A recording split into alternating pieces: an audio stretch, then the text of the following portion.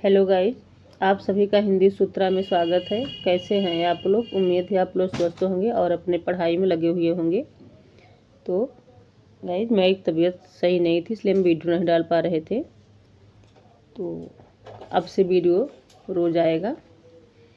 तो अब से हम लोग आज से कर रहे हैं GIC lecturer TGT PGT Hindi का प्रैक्टिस सेट। तो आज से हम लोग स्टार्ट करेंगे संपूर्ण आदिकाल का प्रैक्टिस सेट।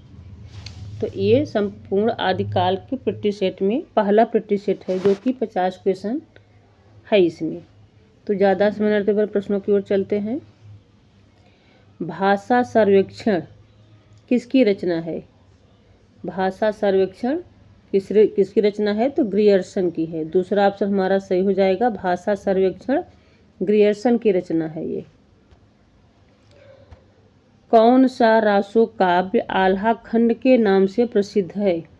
इनमें से कौन सा रासो काव्य आल्हा खंड के नाम से प्रसिद्ध है? तो वो है परमाल रासो। परमाल रासो को आल्हा खंड के नाम से भी जाना जाता है। इसमें हमारा चौथा ऑप्शन सही हो जाएगा, परमाल रासो। आदिकाल को वीर गाथा काल की संज्ञा देने वाले आलोचक हैं? कौन है? किस आलोचक ने आदिकाल को वीर गाथा काल की संज्ञा दिया है? तो आचार्य रामचंद्र शुक्ल हैं। ये चौथा ऑप्शन हमारा सही हो जाएगा, रामचंद्र शुक्ल ने वीर गाथा काल को आदिकाल को वीर गाथा काल कहा है। 12 बरस ले कुकर जीवे और 13 ले जिए सियार, बरस 18 छत्री जीवे आगे जीवे को धिक्कार पंक्ति किस रचना से लिया गया है? ये पूछ रहा है इसमें किस रचना की पंक्ति है ये? तो परमाल रासो की है। पहला ऑप्शन सही हो जाएगा, परमाल रासो से ये पंक्ति लिया गया है। नाथों की संख्या कितनी मानी गई है? तो नाथों की संख्या 9 मानी गई है। इसमें तीसरा ऑप्शन सही हो जाएगा। नाथ कितने होते हैं? नाथों की संख्या कितनी थी? तो नाथों की संख्या 9 थी। एक नार ने अचरज किया सांप मार पिंजरे में दिया, पहेली किसकी है? एक नार ने अचरज किया सांप मार पिंजरे में दिया, ये किसकी पहेली है? तो यह है अमीर खुसरो की। पहला ऑप्शन सही हो जाएगा, अमीर खुसरो की पंक्ति है या पहेली है। सहजयान के प्रवर्तक माने जाते हैं? सहजयान के प्रवर्तक कौन माने जाते हैं? सरहपा। तीसरा ऑप्शन हमारा सही हो जाएगा, सरहपा सहजयान के प्रवर्तक हैं। आदिकाल को अपभ्रंश काल किसने कहा है? आदिकाल को अपभ्रंश काल किसने कहा है? तो धीरेन्द्र वर्मा ने कहा है। चौथा ऑप्शन सही हो जाएगा, धीरेन्द्र वर्मा ने आदिकाल को अपभ्रंश काल कहा है। अपनी किस रचना में विद्यापति ने राजा कीर्ति सिंह का वर्णन किया है? अपनी किस रचना में विद्यापति ने राजा कीर्ति सिंह का वर्णन किया है? तो कीर्तिलता में। पहला ऑप्शन सही हो जाएगा, कीर्तिलता में राजा कीर्ति सिंह का वर्णन है। ये प्रश्न ऐसे भी बनाया जाता है कि विद्यापति ने किस रचना को राजा कीर्ति सिंह को समर्पित किया है? तो कीर्तिलता को समर्पित किया है। पहला ऑप्शन सही हो जाएगा। हिंदी साहित्य की भूमिका के लेखक कौन है? हिंदी साहित्य की भूमिका किसकी रचना है ये? तो हजारी प्रसाद द्विवेदी की है। दूसरा ऑप्शन सही हो जाएगा, हजारी प्रसाद द्विवेदी। हिंदी साहित्य के सर्वप्रथम इतिहास ग्रंथ का पहला रचना काल क्या है? हिंदी साहित्य का सर्वप्रथम इतिहास ग्रंथ का रचना काल यानी कि उसका समय क्या था, कब प्रकाशित हुआ था? तो 1839 ईस्वी में। तीसरा ऑप्शन सही हो जाएगा, 1839 में प्रकाशित हुआ था।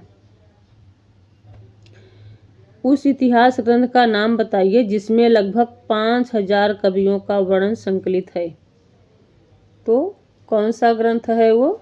मिश्र बंधु विनोद। यहाँ मिश्र लिख गया है, मिश्र होगा।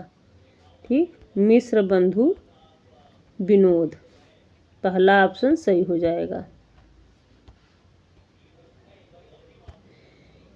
हिंदी वीर काव्य के रचयिता कौन है? हिंदी वीर काव्य किसकी रचना है? तो टीकम सिंह तोमर की है। दूसरा ऑप्शन सही हो जाएगा। टीकम सिंह तोमर ने लिखा है हिंदी वीर काव्य। कविता कौमुदी के रचयिता कौन है? कविता कौमुदी किसकी रचना है? तो कविता कौमुदी है राम नरेश त्रिपाठी का। तीसरा ऑप्शन सही हो जाएगा, राम नरेश त्रिपाठी। हिंदी साहित्य का इतिहास दर्शन नामक ग्रंथ के लेखक कौन है? हिंदी साहित्य का इतिहास दर्शन किसने लिखा है? नलिन बिलोचन शर्मा ने लिखा है। दूसरा ऑप्शन सही हो जाएगा, नलिन बिलोचन शर्मा। बीसल देव रासो, बीसल देव रासो का प्रधान रस क्या है? तो बीसल देव रासो का प्रधान रस क्या है? श्रृंगार रस है। चौथा ऑप्शन सही हो जाएगा, श्रृंगार रस। आदिकाल में मनोरंजन साहित्य की रचना किसने की है? आदिकाल में मनोरंजन साहित्य की रचना किसने किया है? अमीर खुसरो ने किया है। यहाँ खुरारो लिख गया है, खुसरो होगा। अमीर खुसरो ने किया है। इसमें हमारा पहला ऑप्शन सही हो जाएगा। गोरखवाणी के संपादक कौन हैं? गोरखवाणी के संपादक पीताम्बर दत्त बड़त्वार हैं। दूसरा ऑप्शन सही हो जाएगा, पीताम्बर दत्त बड़त्वार। नारी निंदा, नारी निंदा किस संप्रदाय में मिलता है? तो नारी निंदा नाथ संप्रदाय में मिलता है। नाथ पंथियों में नारी निंदा मिलता है। तीसरा ऑप्शन हमारा सही हो जाएगा, नारी निंदा नाथ संप्रदाय में मिलता है। विद्यापति पदावली की रचना किस भाषा में हुई है? विद्यापति पदावली की रचना किस भाषा में हुई है? तो मैथिली भाषा में हुई है। तीसरा ऑप्शन सही हो जाएगा, मैथिली भाषा। इनमें से कौन सा ग्रंथ शिलाओं पर लिखा गया है? इनमें से कौन सा ग्रंथ शिलाओं पर लिखा गया है? तो राउरवेल, राउरवेल शिलाओं पर लिखा गया है। पहला ऑप्शन हमारा सही हो जाएगा। मैथिली हिंदी में रचित गद्य रचना का नाम बताइए। मैथिली हिंदी में रचित गद्य रचना कौन सा है? तो वर्ण रत्नाकर है। यहाँ तीसरा हो जाएगा, तीसरा ऑप्शन हमारा सही हो जाएगा, वर्ण रत्नाकर। हिंदी साहित्य का आलोचनात्मक इतिहास ग्रंथ के लेखक कौन हैं? हिंदी साहित्य का आलोचनात्मक इतिहास किसने लिखा है? राम कुमार वर्मा ने। दूसरा ऑप्शन सही हो जाएगा, राम कुमार वर्मा। किस रासो काव्य में श्रृंगार रस की प्रधानता है? किस रासो काव्य में श्रृंगार रस की प्रधानता है? तो बीसल देव रासो में है। तीसरा ऑप्शन सही हो जाएगा, बीसल देव रासो में श्रृंगार रस की प्रधानता है। राहुल साकृत्यायन द्वारा संपादित दोहा कोश में किस कवि की रचनाएं संपादित की गई है? राहुल साकृत्यायन द्वारा संपादित दोहा कोश में किस कवि की रचनाएं संपादित की गई है? तो सरहपाद की। पहला ऑप्शन सही हो जाएगा, सरहपाद। अवधूत, अवधूत किसका पर्यायवाची शब्द है? तो अवधूत नाथ संप्रदाय का पर्यायवाची शब्द है। नाथों को अवधूत भी कहा जाता था। तो दूसरा ऑप्शन सही हो जाएगा, नाथ संप्रदाय। हिंदी साहित्य का सर्वाधिक उल्लेखनीय ग्रंथ किसे माना गया है? तो हिंदी साहित्य का सर्वाधिक उल्लेखनीय ग्रंथ आचार्य रामचंद्र शुक्ल का माना गया है। इसमें तीसरा ऑप्शन सही हो जाएगा, आचार्य रामचंद्र शुक्ल। तीसरा ऑप्शन सही हो जाएगा। हिंदी साहित्य के पहले इतिहास ग्रंथ के लेखक कौन हैं? हिंदी साहित्य के पहले इतिहास ग्रंथ के लेखक गारसा द तासी हैं। तीसरा ऑप्शन सही हो जाएगा, गारसा द तासी। हिंदी साहित्य का वैज्ञानिक इतिहास का समय क्या है? हिंदी साहित्य का वैज्ञानिक इतिहास कब प्रकाशित हुआ? 1965 ईस्वी में। पहला ऑप्शन सही हो जाएगा, 1965 ईस्वी। रासो शब्द की व्युत्पत्ति किस शब्द से मानी जाती है जो सर्वमान्य है? रासो शब्द की व्युत्पत्ति किस शब्द से मानी जाती है जो कि सर्वमान्य है? तो रासक शब्द से मानी जाती है। इसे रामचंद्र शुक्ल ने माना है। दूसरा ऑप्शन सही हो जाएगा, रामचंद्र शुक्ल ने रासो शब्द की उत्पत्ति रासक से ही मानी है जो कि सर्वमान्य है। दूसरा ऑप्शन सही हो जाएगा। आचार्य शुक्ल ने हिंदी साहित्य का इतिहास लिखने में किस पद्धति का अनुसरण किया? तो किस पद्धति का अनुसरण किया था? विधेयवादी पद्धति। विधेयवादी पद्धति का अनुसरण किया था। तीसरा ऑप्शन सही हो जाएगा, विधेयवादी पद्धति।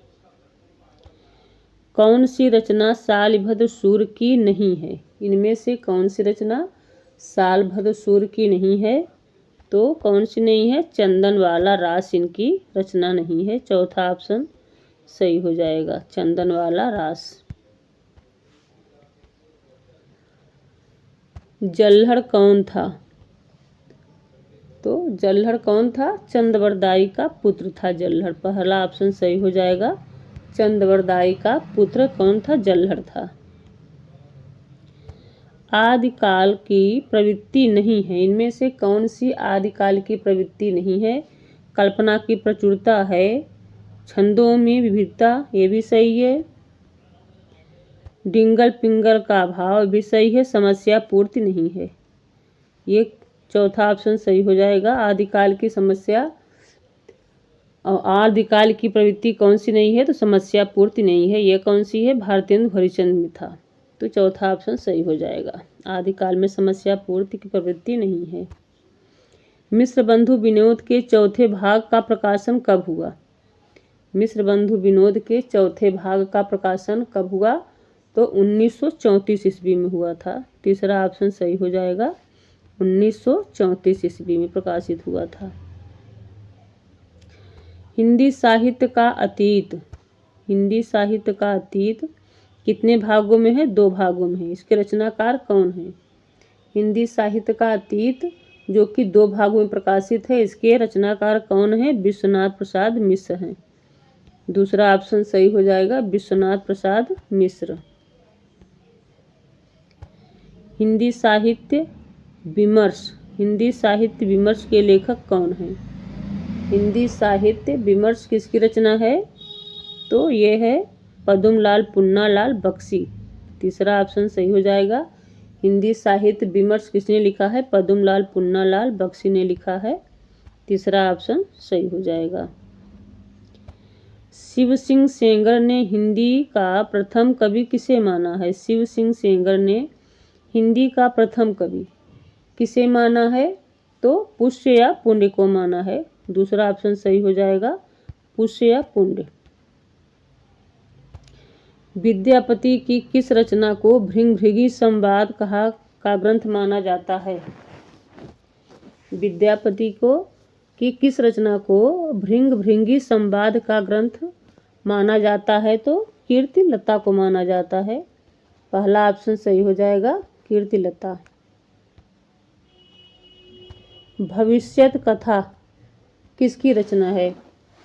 तो भविष्यत कथा धनपाल की रचना है। तीसरा ऑप्शन सही हो जाएगा, धनपाल। हिंदी साहित्य के प्रथम इतिहास के रूप में चर्चित इस्तवार द ला लित्योतोर अंदुई हिंदुस्तानी किस भाषा में लिखा गया है? तो किस भाषा में लिखा गया है? ये फ्रेंच भाषा में लिखा गया है। चौथा ऑप्शन सही हो जाएगा, फ्रेंच भाषा। The modern vernacular literature of northern Hindustan के लेखक कौन हैं? The modern vernacular literature of northern Hindustan के लेखक कौन है? जॉर्ज ग्रियर्सन है। तीसरा ऑप्शन सही हो जाएगा, जॉर्ज ग्रियर्सन। भारतेश्वर बाहुबली रास किसकी रचना है? भारतेश्वर बाहुबली रास किसकी रचना है? शालभद्र सूर्य की रचना है। दूसरा ऑप्शन सही हो जाएगा, शालभद्र सूर्य। दोहा कोश किसकी रचना है? तो दोहा कोश सरहपा की है। पहला ऑप्शन सही हो जाएगा, सरहपा की रचना है।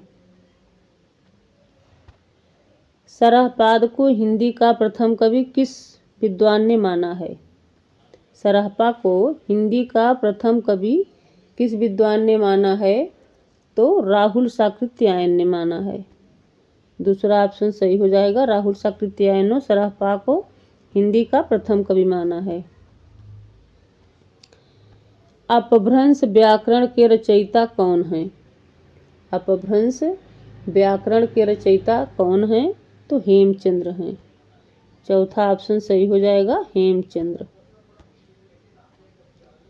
उक्ति व्यक्ति प्रकरण के रचयिता कौन है? उक्ति व्यक्ति प्रकरण के रचयिता कौन है?